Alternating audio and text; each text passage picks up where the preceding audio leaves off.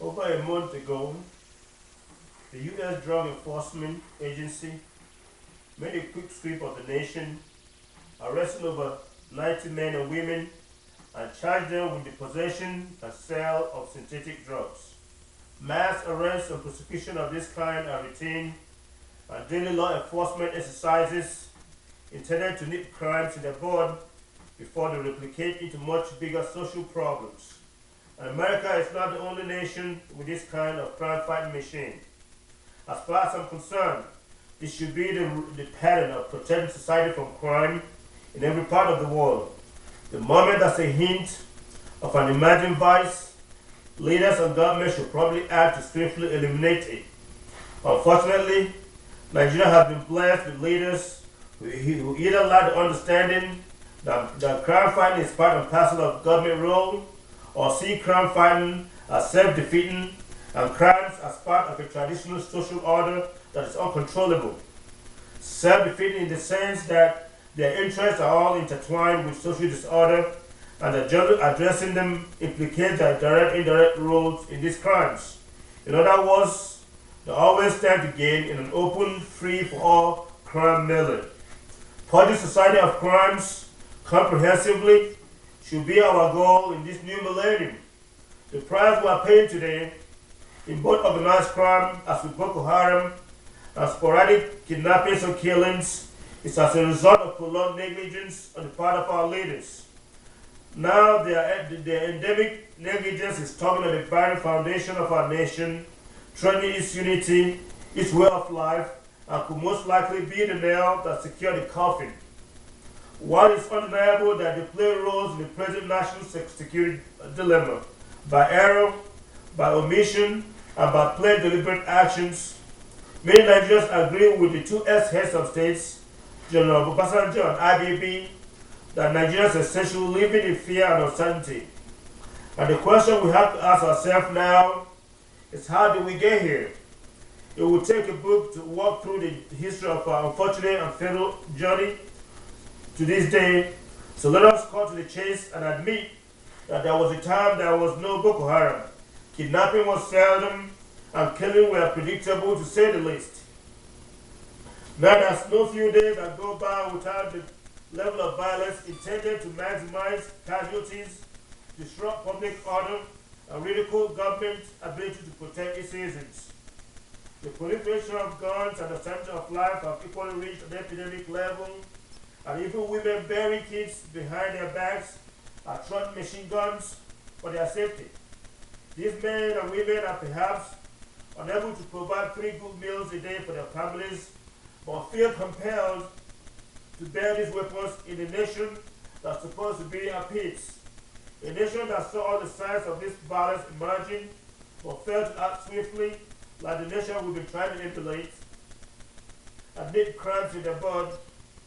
I've heard some Nigerians argue that Jonathan is not to be blamed, but I beg to differ.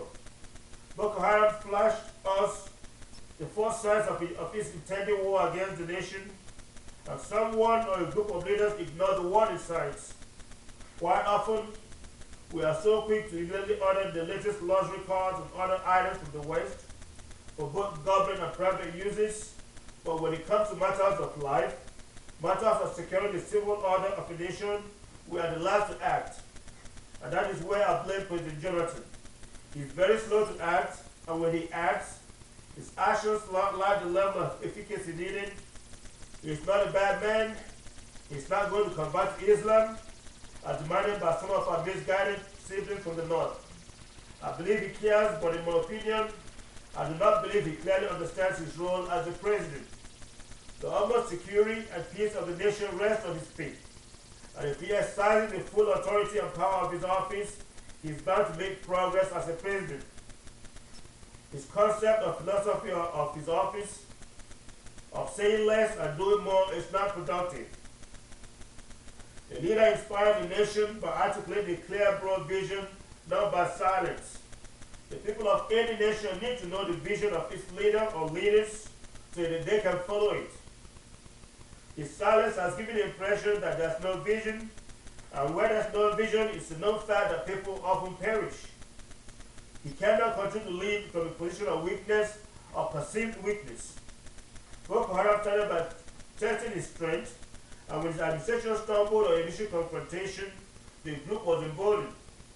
As seriously doubted if the group would have succeeded to unleash this level of destruction if General Obasanjo was still in power today. Image and impressions do matter, and the leader ought to be cautious about perceptions surrounding him. I was amazed that the U.S. Secretary of State, Mrs. Clinton, was offering to assist Nigeria during her most recent trip to Nigeria. I had thought that our government was already working with these Western nations who are in better position to provide us with meaningful intelligence and other logistics to combat the terrorists across the nation. Our soldiers and police cannot simply shoot their way out of this menace. And this administration ought to know it. Separating the innocent from the enemies of the nation requires a much more sophisticated approach, which our nation should have long requested from the international community. We are facing a war without a battlefield, and victory will not come easy, given the vast territory. And the government must be careful of negotiating settlement because it might appear to capitulate and embolden violent groups. I just hope that the Nigerian government has learned a lesson from this bloodshed and in the future act swiftly and decisively. Foot dragging in the face of such upheaval is risky and is dangerous. And Nigerians of all stripes and ethnicity must exercise restraint in their statements and responses to avoid incendiary statements that reopen old wounds, cause provocation, and incite new waves of violence in the midst of an already endless war with terrorists. The bragging of retired army officers from the north and how the civil war was prosecuted and won against the south serves no purpose, but only inflames evils. No true Christian nor Muslim takes pride in bloodshed and humiliation. Statements made in the past weeks or so have been irresponsible and uncalled for. We ought to defeat this common enemy and then decide if we want to be one nation or splintered.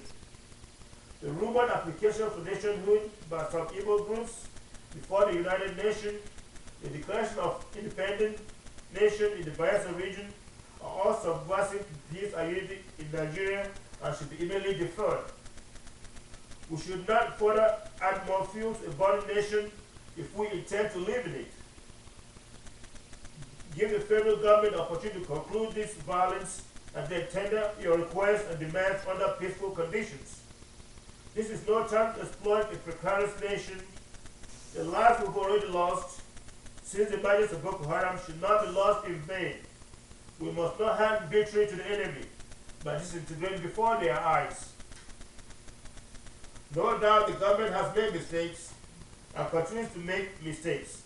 But for each day it spends trying to attend to the demands of each group, it's a time and day not spent addressing the myriad of economic and social problems confronting the nation.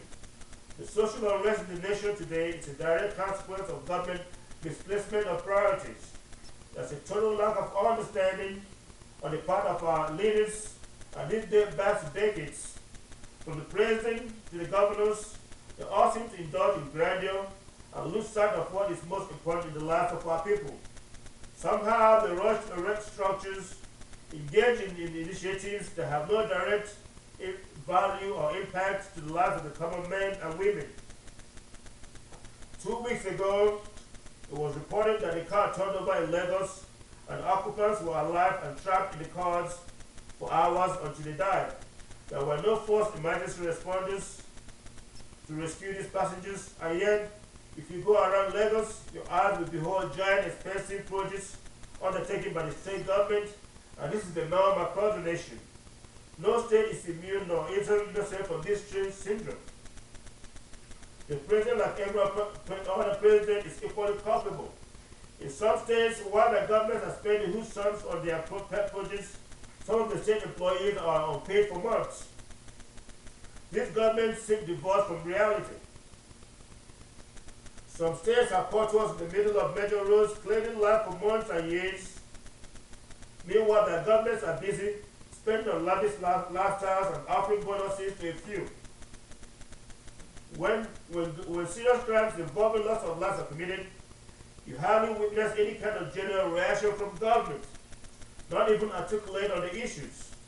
Nigeria could line its cities and villages with the tallest of skyscrapers, but as long as the quality of life is minimal, we have made no progress. Again, I repeat, Nigeria could line its cities and villages with the tallest of skyscrapers, but as long as the quality of life is minimal, we have made no progress. Government should pursue policies and programs that effect real changes, both in the short and long terms. It should anticipate the unanticipated, imagine the unimagined, and prepare for them. In the case of Lagos, accidents are daily phenomenon, and roadside telephone networks, ambulances, oxygen tanks, and a whole host of tools needed to save lives should always be handy. Even hospitals should have well-equipped trauma units to handle and attend to these incidents. It seems to me that we attach less value to life than we attach to these gigantic government projects. And when we see government engaging in all this building, we seem to praise them and lose sight of what our needs are. If not, we will be then agitated at various levels of government pay more attention to our most urgent needs. We will stop giving credit to governors who simply build and build while people are starving. The present state of our economy has a direct relation to our state of civil unrest. I hear more rhetoric and more shallow promises than real solutions to the problems. At this point, it would be near accurate to say that Nigeria's unemployment is hovering over 60%, and this is dangerous. Today, trafficking in human parts has become so common, sometimes even overt, and I do not feel the sense of urgency on the part of any government to crack down on this evil flourishing trade. Men and women are killing both their loved ones and strangers for their body parts. President Jonathan and this government should assemble, put partisanship aside, and formulate plans to save Nigeria from implosion. It is in their best interest. I remember a protester not very long ago carrying a placard that reads, "One day, the poor will have none to eat but the rich." I sincerely hope that we do not get there. A week ago, a lone gunman shot his fellow ex-employee in New York City, and within the hour, the president of the most powerful and probably the most busy office in the world was officially briefed. And I'm sure the state governor of New York State and the Attorney General were equally briefed. The city police commissioner was there within minutes to assume leadership. That's the kind of leadership that we should embrace. This is not an aberration.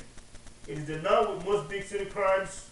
It's a demonstration of a city, a state, and a nation committed to ensure the most fundamental responsibilities of any government, and that is to ensure the safety and well-being of its citizens. When was the first time President Jonathan or any of the governors were informed of this murder spree across the nation? And what were their reactions to ensure that justice is served? They are all very much aware of the dubious role their law enforcement institutions often play in compromising evidence and the corrupting influence of money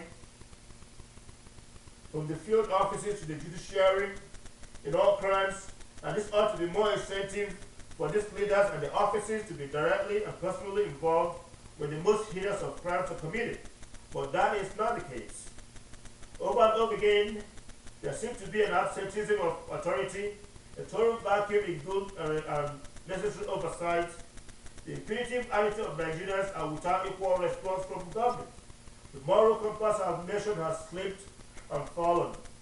Every minute we hear of brother killing brother, dismembering his body for sale, father having sex with daughter, brother duping brother, and the rest of society, companies exploiting the masses, pastor and partner stripped of their clothes and newly paraded on the streets for adultery, journalists being beaten and killed for attempting to engage in their profession, university students stripped nude in Benin for stealing a cell phone and violating, men beheading and selling body parts of their children, father throwing acid on his daughter's face, claiming she's a witch, girls being lured to hotels in Lagos, raped, robbed, and murdered.